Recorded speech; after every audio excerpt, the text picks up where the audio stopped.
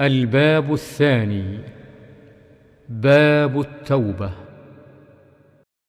وعن أبي عبد الرحمن عبد الله بن عمر بن الخطاب رضي الله عنهما عن النبي صلى الله عليه وسلم قال: إن الله يقبل توبة العبد ما لم يغرغر. رواه الترمذي وقال: حديث حسن. ابو عبدالرحمن عبدالله بن عمر رضی الله عنهما میگوید پیامبر صلی الله علیه و سلم فرمود: الله عزوجل توبه بنده را تا زمانی که جانش به گلو رسیده است میپذیرد.